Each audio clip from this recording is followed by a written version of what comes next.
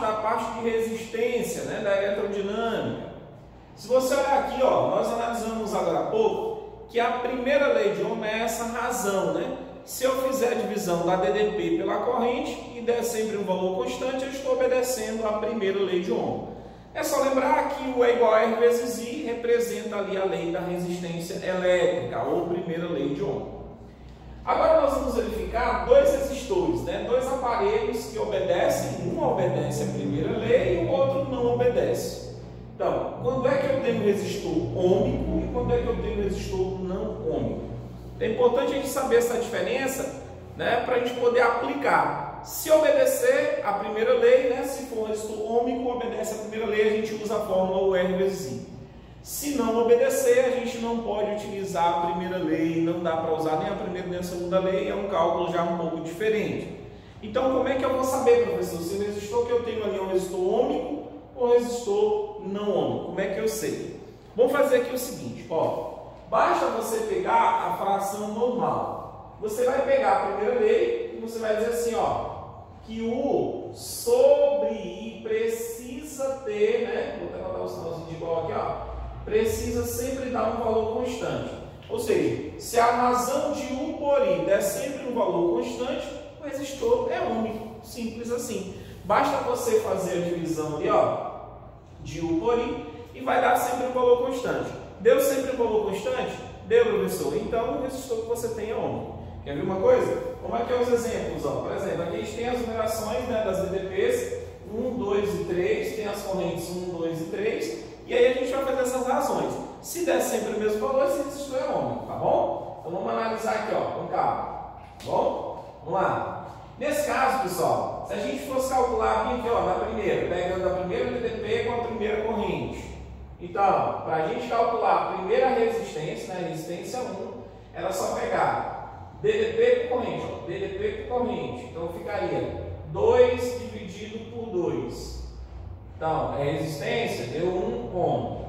Resistência 2, professor, como é que seria? Olha só, seria DDP por corrente, 4 sobre 4, que também daria 1 ohm. E a resistência 3 seria DDP por corrente, tá? Bem que é até um valor de corrente, né? DDP, tá? Vou mudar aqui, ó.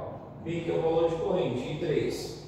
Aí você vai fazer o seguinte, ó. Se você fizer essa razão aí, você vai encontrar aqui o seguinte: 6 dividido por 6, 1 ohm.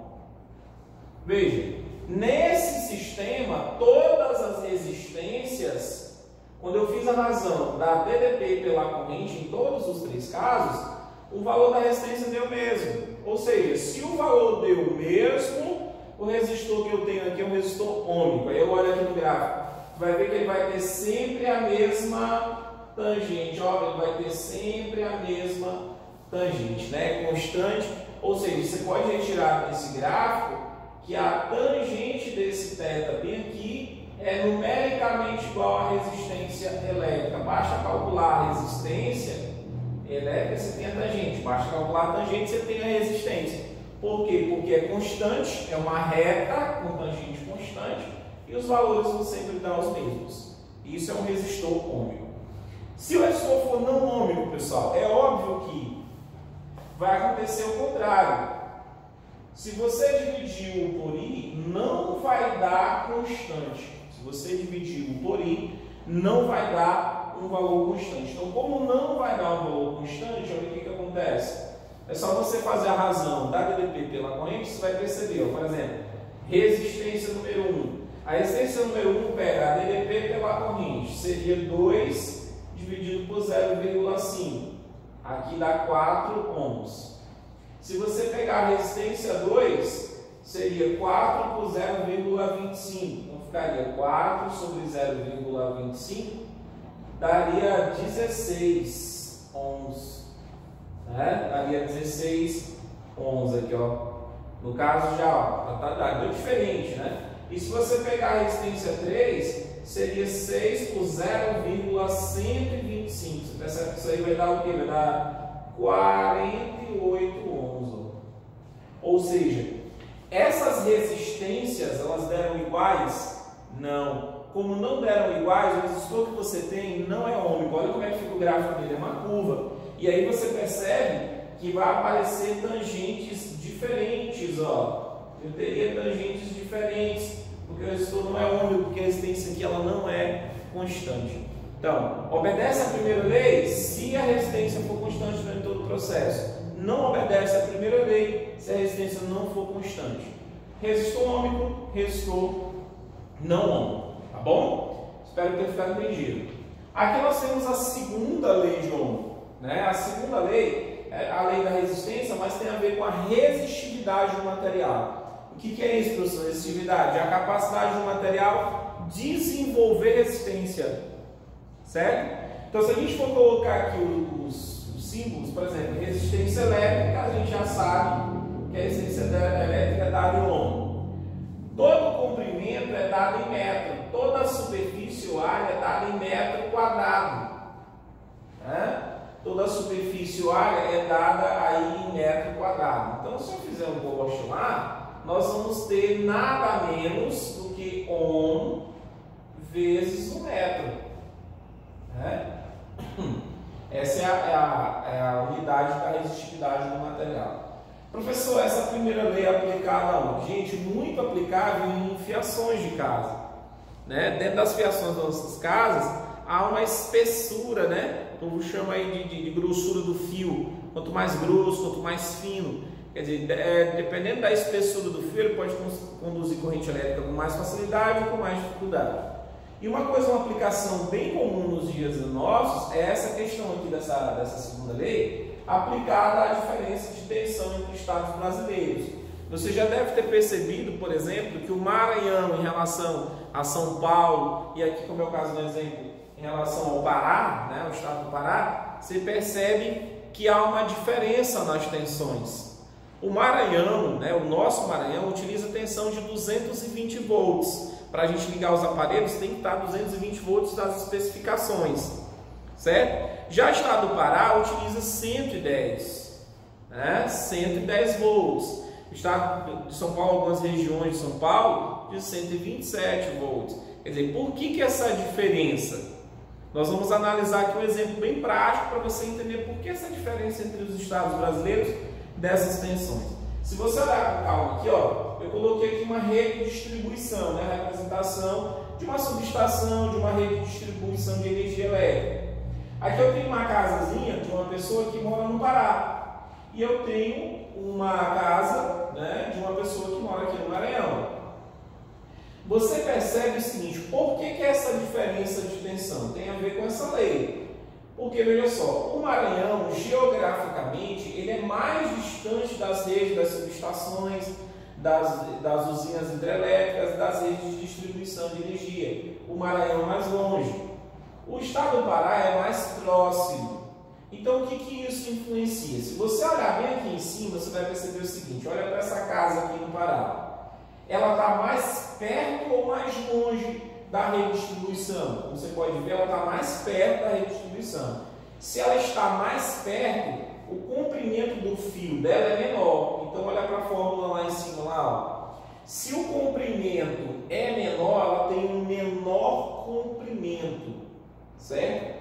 Se eu tenho menor comprimento, eu tenho, veja, menor comprimento, menor resistência. Está tudo em cima aqui, ó. Menor comprimento, menor resistência, certo? Se eu tenho uma menor resistência, baixo ali aquela resistência, se olhar bem aqui, resistência e superfície, ó, menor resistência, maior superfície. Isso quer dizer o quê? Quer dizer que esse fio daqui para cá ele é mais grosso, a superfície é maior. E se a resistência é menor, o fator, né, de corrente, o fator de corrente ele se eleva, certo? Então eu tenho uma corrente mais elevada, certo? Então isso vai fazer com que? Vai fazer com que, como o fio aqui é mais grosso, né, a superfície é mais alta, a resistência aí no caso vai ser mais baixa. E com essa resistência baixa, eu vou ter mais corrente. Se eu vou ter mais corrente, eu não preciso de tanta DDP assim. Eu vou ter mais corrente, a corrente tem mais liberdade, a corrente se move com mais facilidade, eu não preciso de tanta DDP para empurrar, porque é a DDP que empurra. Então, se a corrente está com mais facilidade de se mover, se a resistência está menor, eu não preciso de tanta tensão, né? Se você olhar aqui para a primeira lei, ó, U é igual a R vezes I, o que acontece? Aconteceu que a resistência é menor, né? Se a resistência é menor, a DDP também é. Aumentou-se a corrente, a resistência é menor, né? Por inverso, mas se eu diminuir a resistência, eu consequentemente diminuo a DDP. Então é bem prático, né? Se eu tenho resistência menor, o fio é mais grosso, se o fio é mais grosso tem mais corrente, se tem mais corrente, eu vou precisar de menos força para empurrar essa corrente, que no caso é a tensão. Por isso a tensão aqui no Pará, no caso, é 110 volts. Tá bom? Por isso essa diferença. No Maranhão, veja só, se você olhar aqui, a redistribuição para o Maranhão é mais longe. Então, se é mais longe, o fio, por questão de custo, ele tem que ser mais fino. Por quê? Vamos lá. Até porque a questão de custo, questão de peso, né? Fio mais grosso é mais caro, fio mais grosso é mais pesado, então tem que ser mais fino, é mais longe. Aí o que aconteceu? Eu aumentei o comprimento é grande. Aumenta o comprimento, aumenta a resistência. Gente, se eu aumento a resistência, eu dificulto a corrente. Se eu aumento a resistência, eu dificulto a corrente. Se eu dificulto a corrente elétrica, eu preciso de mais o que? Mais DDP para empurrar, porque tem mais resistência. Por isso aqui tem que ser 220 volts, tem que ser uma tensão maior, porque a resistência está maior. Se a resistência está maior, eu preciso de mais tensão para empurrar. Então, por isso a diferença, né, dessas tensões de um estado para outro. Tem a ver com essa lei aqui, tá? Tem a ver com a segunda lei, que é a lei da resistividade. Espero que tenha entendido. A gente volta já já com a última parte, né? Já já a gente vai ver na próxima aula, né? A última parte dessa parte de resistência elétrica, tá bom? Um abraço e até daqui a pouco.